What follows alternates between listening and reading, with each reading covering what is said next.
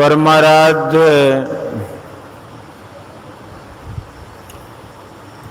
सद्गुरु महाराज के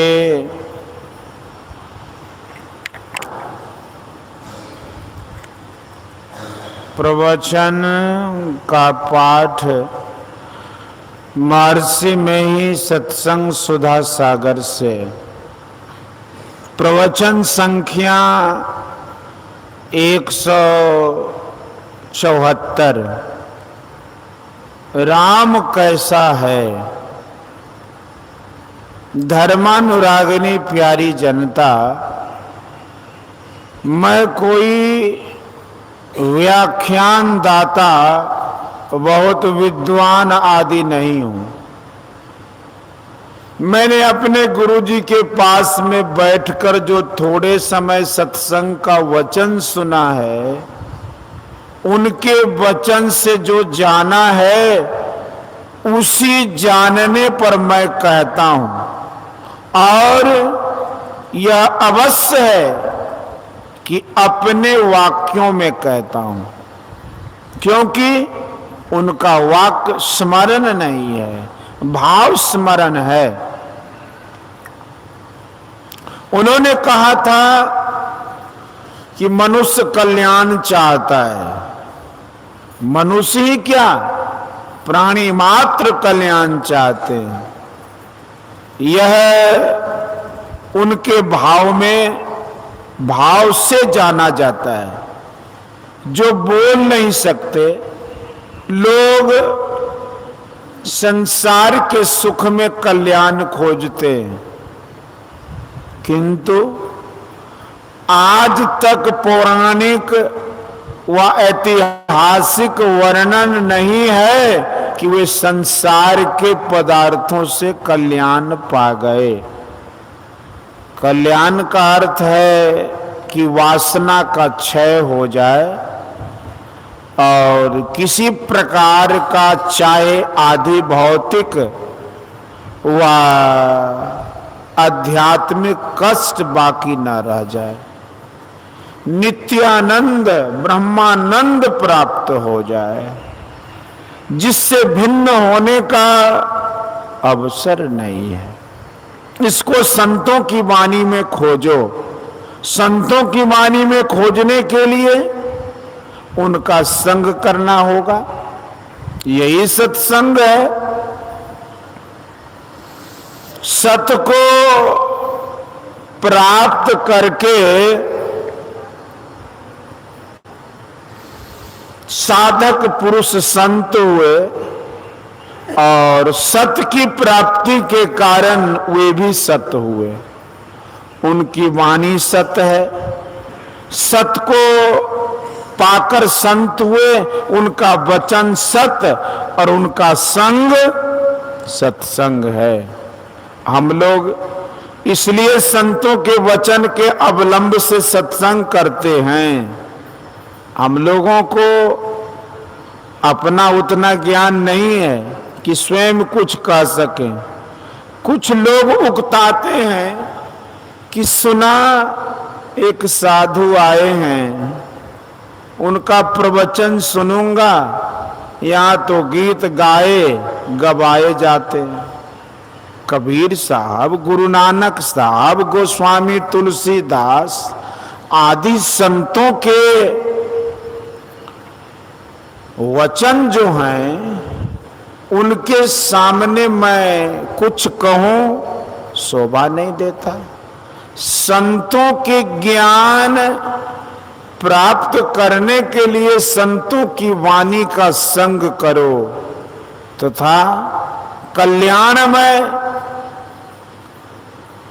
कल्याण स्वरूप परमात्मा को पाने के लिए उनकी भक्ति करो। कल्याण स्वरूप परमात्मा के लिए बड़ा ऊंचा ज्ञान दिया है। उन्होंने ऐसा नहीं बताया कि दृश्य जगत में जो दृश्य पाते हो वह ईश्वर है। उन्होंने कहा कि जो परम पुरातन है वही ईश्वर है। इस परम सनातन के पहले कुछ हो संभव नहीं है। उसके पहले कुछ हो तो वह प्राचीन नहीं होगा। जो परम प्राचीन है वह किसी अवकाश में रहे संभव नहीं है। जो किसी अवकाश में रहेगा वह आधार हो जाएगा। इसके अतिरिक्त जो कुछ बचेगा तो वही पहले का हो जाएगा। जिसमें उसकी स्थिति माने तो वह परमात्मा नहीं होगा। परमात्मा किसी आधार पर आधेयता का गुण धारण करे हो नहीं सकता। जो अपना आधार आप है, सर्वाधार है, उसको अपने अंदर रखकर सबको अपने प्रभाव में प्रभावित करके शासन में रखता है, वह परमात्मा है। सब जिसके प्रभाव में और शासन में रहते हैं वह सर्वेश्वर कुल मालिक हुआ। वह सर्वाधार होते हुए भी आप ही आप है। इसलिए दूसरा पदार्थ कुछ और विशेष व्यापक हो नहीं सकता। अगर ससीम पदार्थ को कोई ईश्वर मानता है तो प्रश्न होता है कि उसकी सीमा के परे क्या है। जो सीमा के परे है वह उसके शासन में नहीं है, प्रभाव में नहीं है, वह परमेश्वर हो नहीं सकता। इसके लिए संतों की बहुत वाणियां हैं। स्वरूप अखंडित व्यापी, चैतन्य चैतन्य, ऊंचे नीचे आगे पीछे दाहिने बाएं अनन्य, बढ़ाते बड़ा छोटते छोटा में ही ते सब लेखा सबके मध्य निरंतर साई। दृष्टि दृष्टि सो देखा चाम चश्म सो नजरी न आवे खोज रूह के नैना। चून चगून बजूद न मानो ते सुबह नमूना ऐना। कबीर सा अलख अपार अगम अगोचरी नाति सुकाल न कर्मा। जाति अजाति अजोनी संभव नाति सुभाव न भरमा। साचे सचियार बिटहु कुर्बानो नाति स्वरूप बरनो नहीं रखिया। साचे शब्द निशानो नाति सुमात पिता सुत बंधप। नाति सुकाम न नारी अकुल निरंजन अपर परम पर सगली ज्योति तुम्हारी। घट घट अंतर ब्रह्म लुकाइया घट घट ज्योति सबाई। बजर कपाट मुक्ति गुरुमति निर्भय ताड़ी लाई। जंत उपाय कालु सृजनता बस गति जुगति सबाई। सतगुरु से भी पदार्थ पावई छूटई शब्द कमाई। सोचे भाड़े साचु समावे बिरले सोचाचारी। तंत को परम तंतु मिलाइया नानक सरने तुम्हारी। गुरु नानक देव। व्यापी रहो संसार मह माया कटक प्रचंड। सेनापति कामादि भट्ट दंभ कमट पाखंड। सोदासी रघुवीर के समझे मिथ्या सोप। छूट न राम कृपा बिनु नाथ कहूं पदरोप। जो माया सब जग ही न चावा जा सुचरित लखी काहू न पावा। सो प्रभु भ्रो विलास खगराजा नाच नटी इव सहित समाजा। सोई सच्चिदानंद घन रामा अज विज्ञान रूप बलधामा। व्यापक व्यापक खंड अनंता अखिल अमोक शक्ति भगवंता। अगुण अदर्भ गिरा गोतीता सबदर्शी अनबद्ध अजीता। निर्मल निराकार निर्मोहा नित्य निरंजन सुख संदोहा। प्रकृति पार प्रभु सब उर्वासी ब्रह्म निरेह बिरज अविनाशी। यहाँ मोह कर कार्य नाही रविसन मुक्तम कबहू की जाही। भगत हेतु भगवान प्रभु राम धरे तन भूप किए चरित पावन परमा प्राकृत नर अनुरूप यथा अनेकन वेश धरी नृत्य करे नट कोई सोई सोई भाव दिखावई आपुन होय न सोय। गोस्वामी तुलसीदास जी। और भी संतों के ऐसे वचन बहुत हैं। दादू जाने न कोई संतन की गति गोई अभिगत अंत अंत अंतरपट अगम अगाध अगोई सुन्नी सुन्न सुन्न के पारा अगुन सगुन नहीं दोई अंड न पिंड खंड ब्रह्मंडा सुरत सिंध समोई निराकार आकार न ज्योति पूरन ब्रह्म न होई इनके पार सार सोई पहिए तन मन गतिपति खोई दादू दीन लीन चरणन चित मैं उनकी शरण होई। दादू संत दादू दयाल जी। शब्द ब्रह्म परि ब्रह्म भली विधि जानिए पांच तत्व गुण तीन मिर्खा करी मानिए बुद्धिमंत सब संत कहे गुरु सोई रे और ठौर शिष जाए भ्रमे जिन कोई रे श्रवण बिना धुन सुनय नयन बिन रूप निहारे रसना बिन उच्चरे प्रशंसा बहु विस्तारे नृत्य चरण बिनु करे हस्त बिनु ताल बजावे अंग बिना मिली संग बहुत आनंद बढ़ावे बिनु शीस नवे जहां सेवको सेवक भाव लिए रहे मिली परमात्म सो आत्मा परा भक्ति सुंदर कहे। संत सुंदर दास। परमात्मा का स्वरूप क्या है इस पर कहा जो कोई भक्ति करता है उसकी इच्छा भक्ति करने की है करे लेकिन ईश्वर स्वरूप नहीं जानता है तो वह वैसा ही है कि जैसे कोई यात्री यात्रा करता है लेकिन उसको मंजिल मकसूद का पता नहीं। ऐसे के लिए गुरु नानक ने कहा कि वह बेगारी में खटता है। इसलिए स्वरूप निर्णय अवश्य होना चाहिए। संतों के ज्ञान के मुताबिक कोई ऐसा तत्व है वह नहीं। अफसोस है कि आजकल के ऊंचे दर्जे के पढ़े लोग पढ़ते समय से ही मिथ्या धारणा में पढ़कर नास्तिकवाद का प्रचार करते हैं।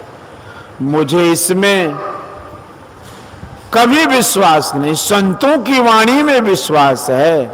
उन्होंने जैसा ज्ञान दिया उसको नहीं कहने का अवसर नहीं है। इसके लिए बौद्धिक विश्वास भी है कि उससे विशेष अवकाश नहीं। गोस्वामी तुलसीदास जी ने कहा कि राम कैसा है तो कहा कि राम काम सत कोटि सुभगतन दुर्गा कोटि अमित अरिमर्दन शक्र कोटि सत सरिस बिलासा नभ सत कोटि अमित अवकाशा मरुत कोटि सत विपुल बल रवि सत कोटि प्रकाश शशि सत कोटि सुशीतल समन सकल भव त्रास काल कोटि सत सरिस अति दुस्तर दुर्ग दुरंत धूम केतु सत कोटि समा दुराधरस भगवंत प्रभु अगाध सत कोटि पताला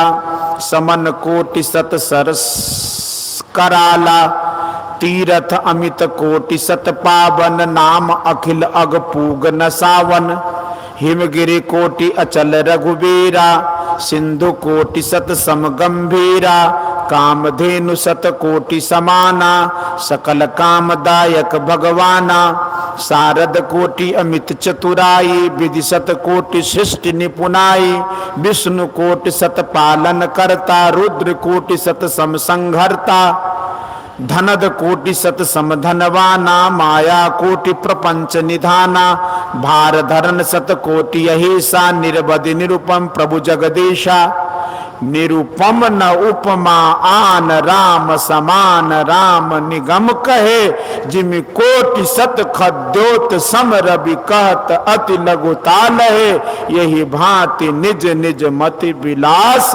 मुनीस हरि बखानहि प्रभु भाव गाहक अति कृपाल सब प्रेम सुनि सक पावहि। इस तरह 100 करोड़ कहकर कहा कि यदि 100 करोड़ जुगनुओं के समान सूरज को कहा जाए तो सूरज की हीनता होती है।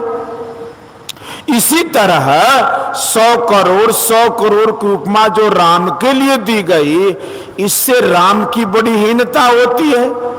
99 कोटि अमित अवकाशा की उपमा भी ऐसी है, विश्व रूप का कोई रूप ऐसा नहीं हो सकता। तात्पर्य है कि यह उपमा पूरी नहीं हुई। परमात्म स्वरूप का ज्ञान कितना ऊंचा है समझ लें। परमात्मा से बढ़कर और विशेष व्यापक कुछ नहीं हो सकता। एक शेर बर्फ की व्यापकता से उसके जल की व्यापकता विशेष होगी, और उस जल का वाष्प बना लेने से वाष्प की व्यापकता अधिक होगी। वाष्प से जल की व्यापकता और जल से बर्फ की व्यापकता कम है। अर्थ यह हुआ कि जो जितना अधिक व्यापक होता है वह उतना ही अधिक सूक्ष्म होता है। परमात्मा इतना सूक्ष्म है कि जिसकी उपमा नहीं हो सकती। हम संसार की चीजों को इंद्रियों के द्वारा जानते हैं। हमारी इंद्रियां सब मिलकर एक ही वस्तु को ग्रहण नहीं करती। प्रत्येक इंद्रिय एक एक विषय को ग्रहण करती है। नेत्र से रूप विषय, कान से शब्द विषय, जिह्वा से रस विषय, त्वचा से स्पर्श विषय और नाक से गंध विषय ग्रहण करते हैं। एक इंद्रिय से दूसरे विषय का ग्रहण नहीं हो सकता। हमारी सब इंद्रियां इनके ग्रहण करने योग्य नहीं है।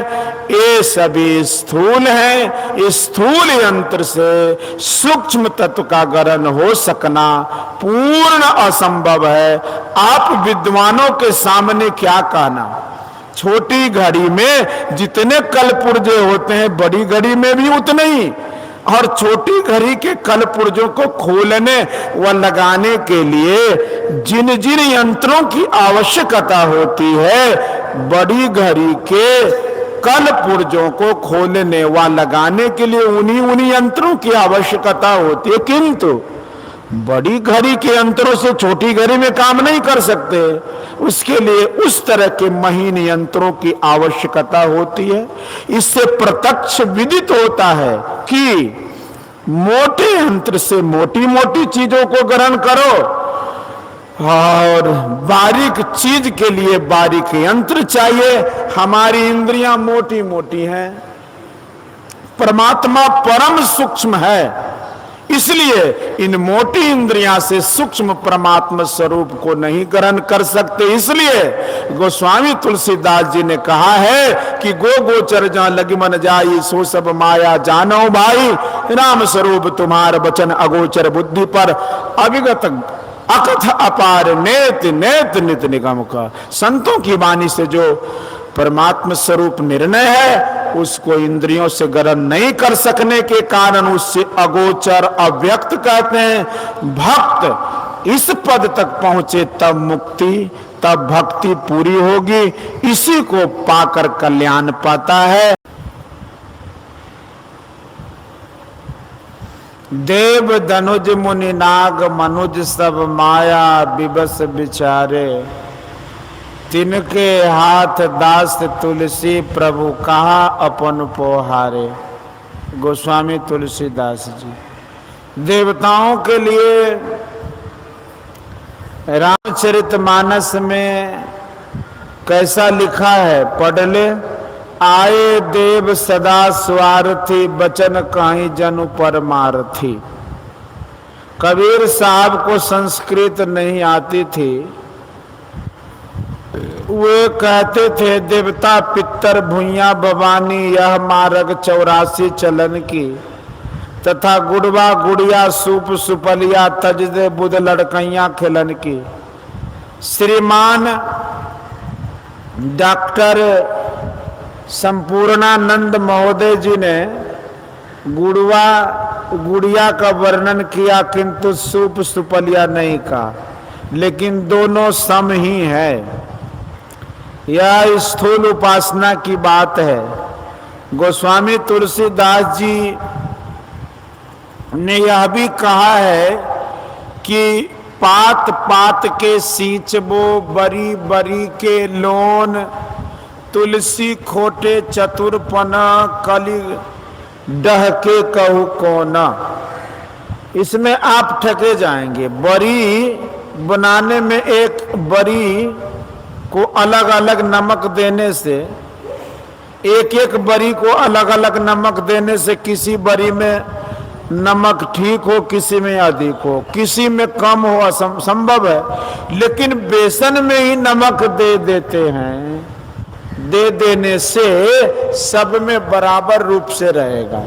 उसी तरह वृक्ष के पत्ते पत्ते में पानी देने से वृक्ष सूख जाए, संभव है। लेकिन उसकी जड़ में पानी दो, वृक्ष हरा भरा रहेगा। इसी तरह एक ईश्वर की भक्ति में सबकी उपासना हो जाएगी। कोई कहे कि देवता की उपासना नहीं करके ईश्वर की उपासना करने से देवता नाराज हो जाएंगे, तो यह हंसी की बात है। जो देवता ईश्वर की उपासना से नाखुश हो वह देवता देवता नहीं, वह ईश्वर इंद्रिय गम्य नहीं। उसकी भक्ति करने के लिए संत लोग कहते हैं। यह कैसे हो, किससे जाना जाएगा? यहां पर तुलसी साहब कहते हैं कि पहले अपने को जानो। सत सुरति समुझि सिहार साधो, निरख नित नय नन रहो। सुरत का अर्थ कहीं कहीं ख्याल भी है, बेसी करके चेतन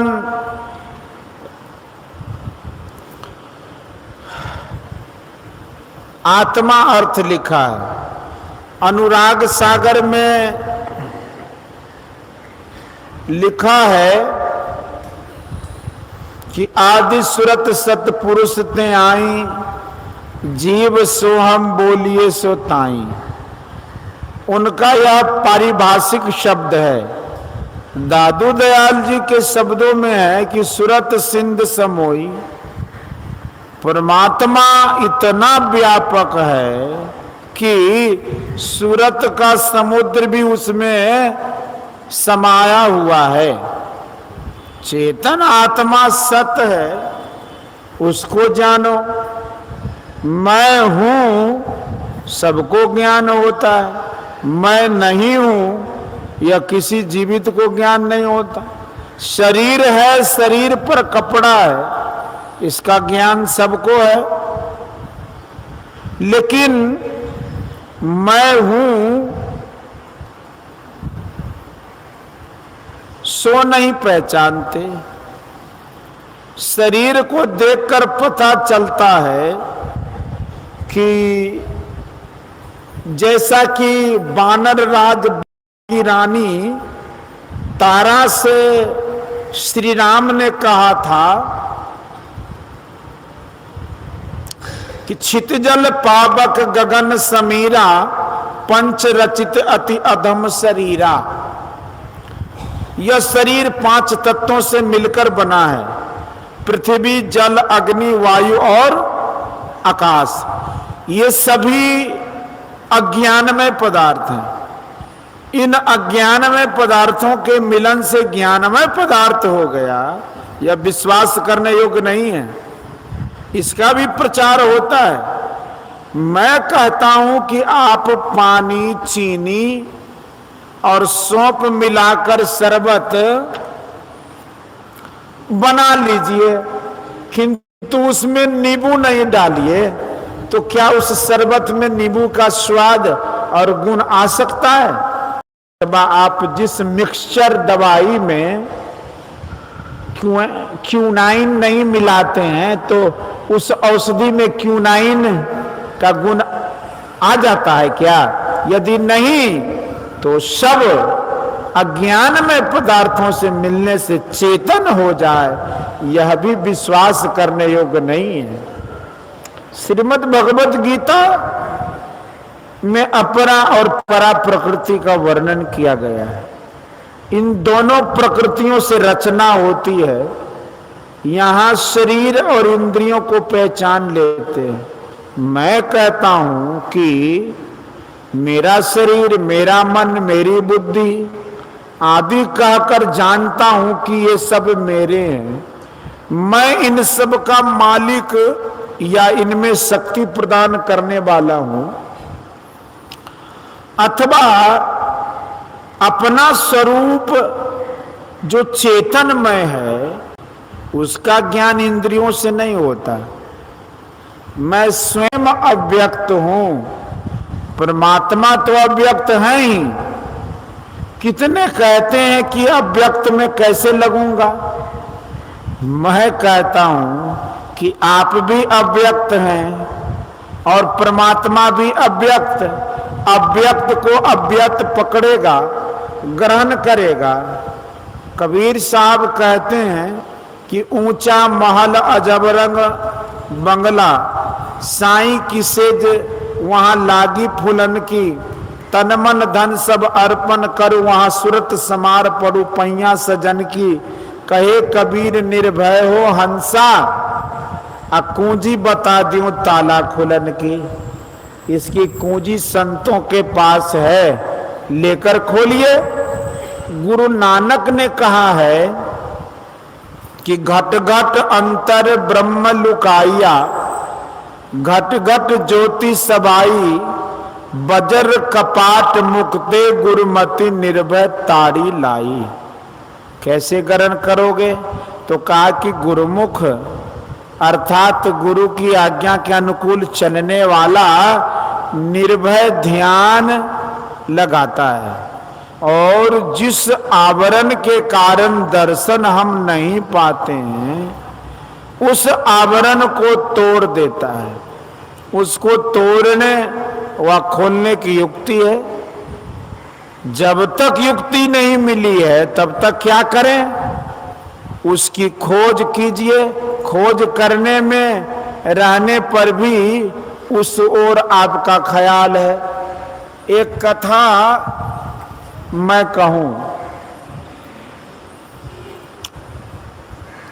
महाभारत युद्ध के उपरांत युधिष्ठिर का मन नहीं लग रहा था, क्योंकि वे महा शोकित थे। व्यासदेव जी ने उनका मन दुख की ओर से फेरने के लिए यज्ञ में लगाना चाहा और उन्हें यज्ञ करने कहा।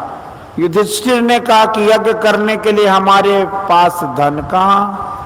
व्यासदेव जी ने कहा कि मैं तुझे धन का पता बताता हूं। राजा मरुत ने यज्ञ किया था, उन्होंने इतना दान दिया कि दान लेने वाले उस धन को नहीं ले जा सके। वह धन पहाड़ में गड़ा हुआ है। युधिष्ठिर ने व्यासदेव जी की बात पर विश्वास किया और उनके संकेत के अनुसार पहाड़ से उखाड़ कर धन लाए और उससे यज्ञ किया। वह धन युधिष्ठिर के लिए अव्यक्त था। व्यासदेव जी के वचन में उन्होंने विश्वास किया। व्यासदेव जी ने जो रास्ता बताया उस रास्ते से वे गए, अनुष्ठान बताया सो किया, उनको धन मिला और उससे यज्ञ किया। इसी तरह संतों के वचनों में विश्वास करना चाहिए। वे जो रास्ता बताते हैं उस पर चलना चाहिए। जहां धन है, जो धन है उसे पाने की कुंजी वो बता देंगे।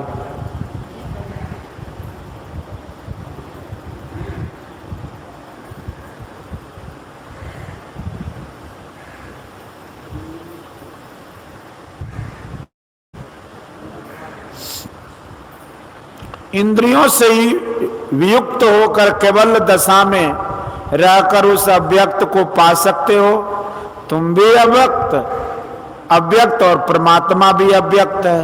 वह कहाँ है? संत दादू दयाल जी ने कहा कि अविगत अंत अंत अंतरपट अगम अगाध अगोई, असुन्नी सुन्न सुन्न के पारा अगुन सगुन नहीं दोई। चलते चलते जहां चलना बाकी नहीं, गति समाप्त हो जाए और इधर से जाओ तो सबका जहां अंत हो जाए, वह अंतरपट के अंत में है। वह कहने योग्य नहीं है। 3 शून्यों के पार में है। पहला यह शून्य है जहां हम लोग हैं, यह अंधकार का शून्य है। दूसरा प्रकाश का, और तीसरा शब्द का शून्य है। यह स्थूल जगत की भी सभी चीजें हम नहीं देख पाते हैं, तो दूरबीन खुर्दबीन आदि से देखते हैं, फिर भी सभी चीजें नहीं देख सकते।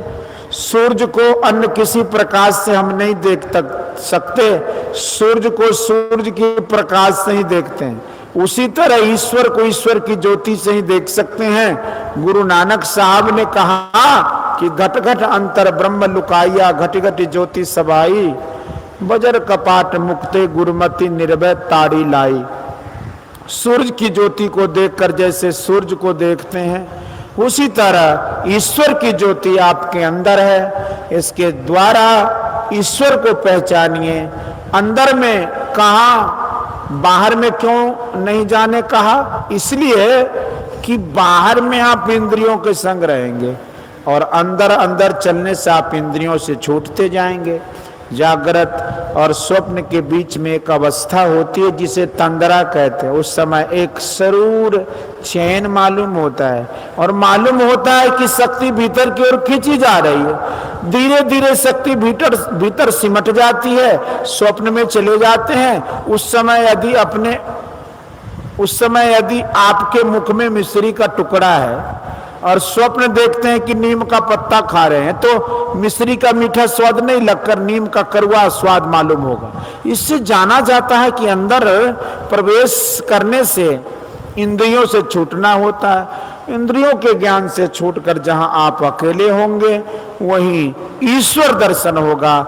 जहां इंद्रियों से छूटे वहीं ईश्वर दर्शन और परम कल्याण होगा। इसी के लिए कबीर साहब ने कहा कि घूंघट का पट खोल रे तो को पीव मिलेंगे। शरीर का आवरण चेतन आत्मा के ऊपर है। यह शरीर एक ही नहीं है। कबीर साहब ने कहा कि साधो खट प्रकार की देही, स्थूल सूक्ष्म कारण महाकारण केवल हंस की लेही। केवल हंस मुक्त शरीर ही है। इधर 4 जड़ शरीर है, स्थूल सूक्ष्म कारण और महाकारण।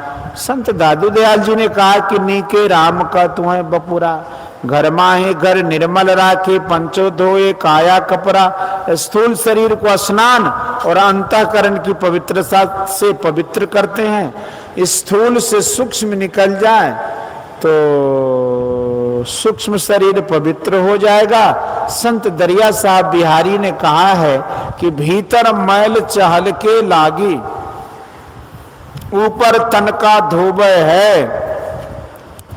अभिगत मूरत महल के भीतर वाका पंथ न जोबे है। स्थूल से सूक्ष्म ऊपर उठ जाए, यह सूक्ष्म की पवित्रता है। इसी तरह कारण के ऊपर से सूक्ष्म शरीर हट जाए तो कारण शरीर पवित्र हो जाए, और महाकारण के ऊपर से कारण शरीर हट जाए तो महाकारण की पवित्रता है। चेतनमय शरीर की पवित्रता तब है जबकि जड़ का बिल्कुल संग छूट जाए। इंद्रियों से यह बहुत दूर है। लोग रिकॉर्ड में गाते हैं, हाय रे इंसान की मजबूरियां, पास रहकर भी है कितनी दूरियां। कबीर साहब ने कहा है कि कस्तूरी कुंडल बसे, मृग ढूंढे वनमाही, ऐसे घट में पीव है दुनिया जाने नाही। समझे तो घर में रहे, पर्दा पलक लगाए, तेरा साहब तुझ में अनत कहूं मत जाए। बाहर जाने के लिए संतों ने मना किया।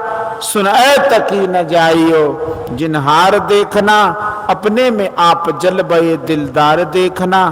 पुतली में तिल है तिल में भरा, राज कुल का कुल इस पर्दे सियाह के जरा पार देखना। यही वज्र कपाट है।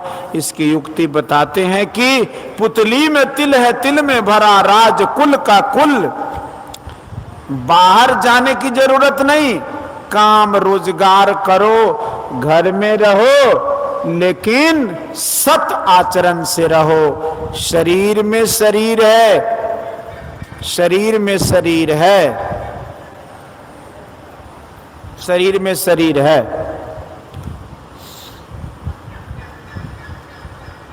इसको कथा के रूप में महाभारत में कहा गया है। सावित्री के पति सत्यवान के स्थूल शरीर से यमराज ने सूक्ष्म शरीर निकाल लिया। उसका स्थूल शरीर मर गया। उसके सूक्ष्म शरीर को लेकर यमराज चला। सावित्री बड़ी पतिव्रता थी। वह अनुनय विनय करती उसके पीछे पीछे चली। उसकी प्रार्थना से प्रसन्न होकर यमराज ने सत्यवान के स्थूल शरीर में उसके सूक्ष्म शरीर को प्रवेश करा दिया। सत्यवान जीवित हो गया। इस कथा से विदित होता है कि केवल स्थूल शरीर ही नहीं है, सूक्ष्म शरीर भी है।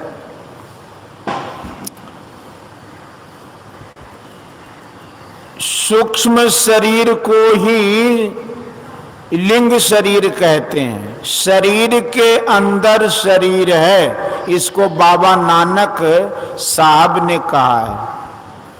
घर में ही घर दिखाई दे सो सतगुरु परखु सुजाणु, पंच शब्द धुनकार धुन तह बाजे शब्द निशाणु। पतिव्रता स्त्री में इतना तेज है कि वह मृत पति को जीवित करती है।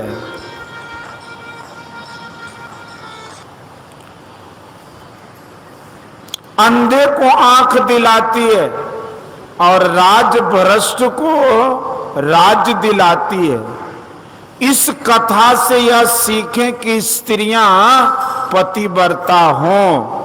मैंने पढ़ा है कि कर्महीन को ना मिले भली वस्तु का भोग, दाख पके मुख काक को होत पाक का रोग।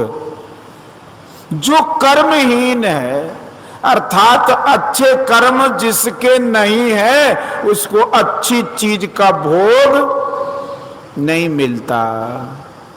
कोई पुरुष चाहे कि मैं जैसे तैसे रहूं और पत्नी पतिव्रता हो, यह संभव नहीं है। पुरुष श्री राम की तरह एक पत्नी बरती और स्त्रियां सावित्री की तरह पतिव्रता हो तो आपकी संतानें बड़ी अच्छी होंगी, देश का कल्याण होगा। यह आपके हाथ में है, इसको समझिए। हाँ, तो मैं कह रहा था कि शरीर के अंदर शरीर है, इसे जानने के का रास्ता आपके अंदर है।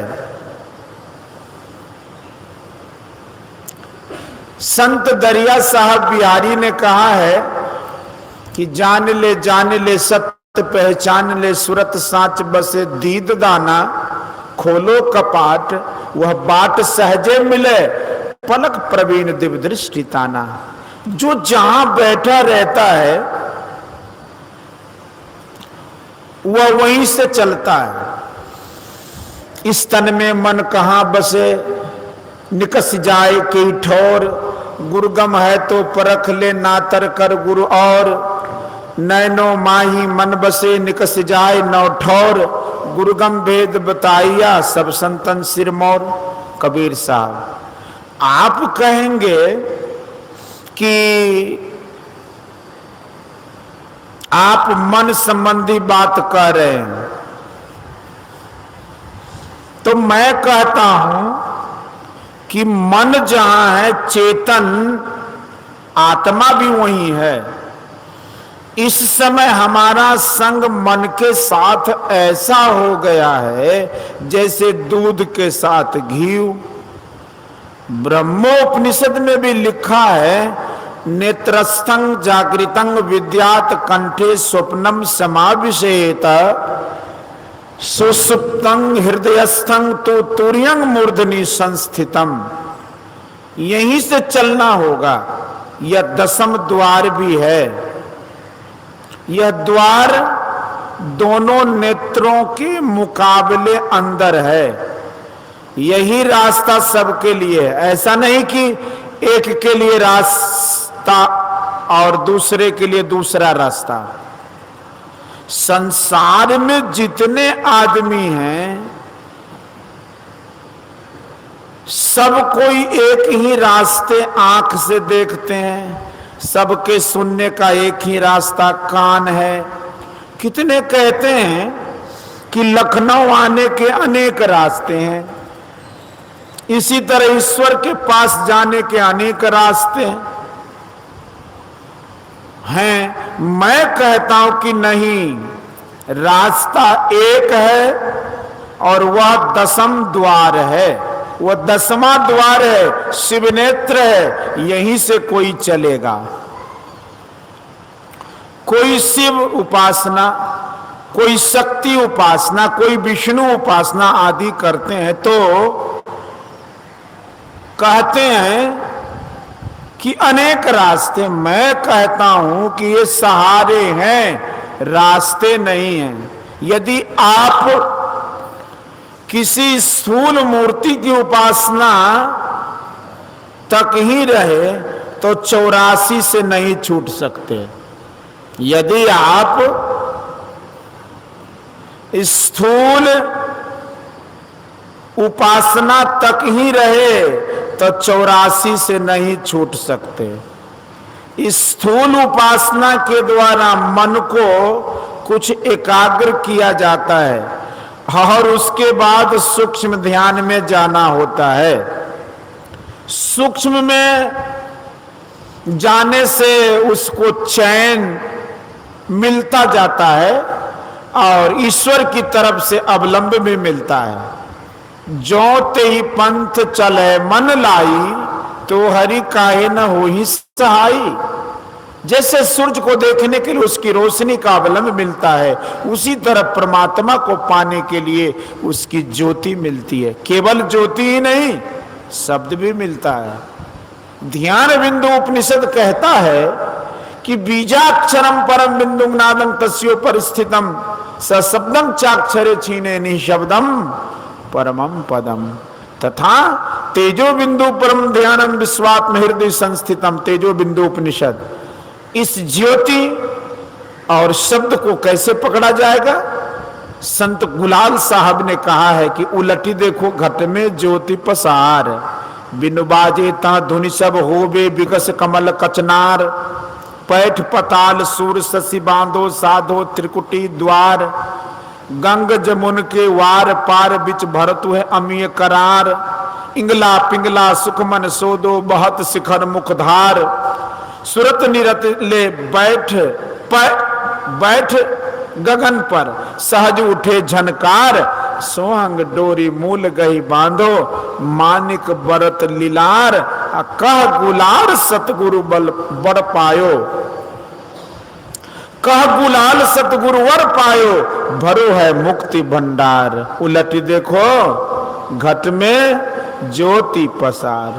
बहिर्मुख नहीं, रहकर अंतर्मुख हो और फैली दृष्टि से सिमटी दृष्टि करो। आकाश में जैसे बिजली के बिना शब्द नहीं सुन पड़ता, उसी तरह ज्योति के बिना अंदर के शब्द को नहीं सुन पाता।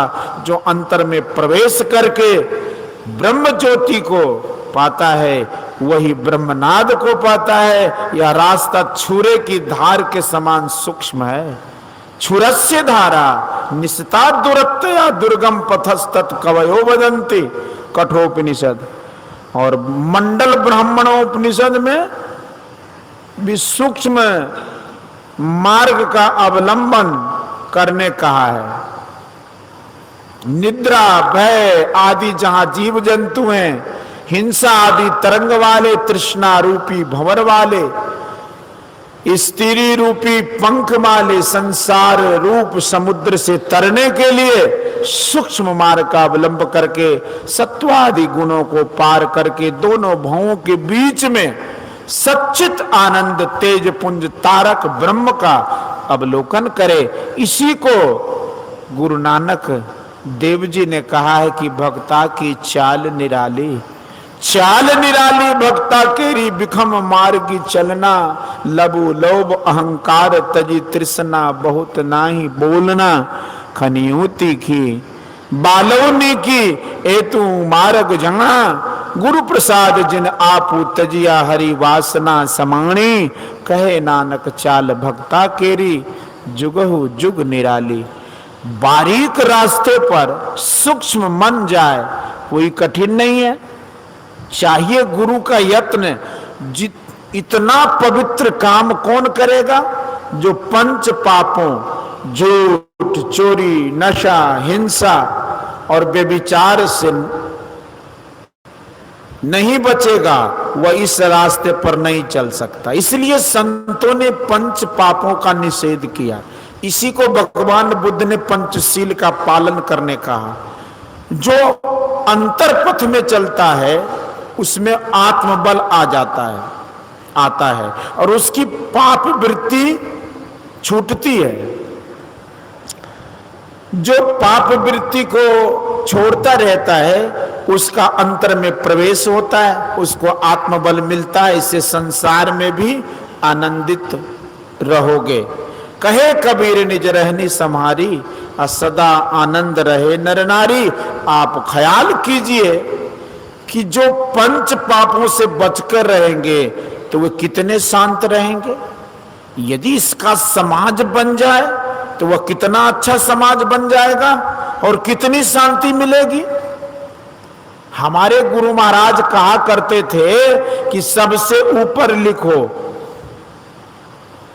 स्पिरिचुअलिटी अर्थात आध्यात्मिकता, उसके नीचे लिखो मोरेलिटी अर्थात सदाचारिता, उसके नीचे लिखो सोशलिटी अर्थात सामाजिक नीति, और अंत में लिखो पॉलिटिक्स अर्थात राजनीति।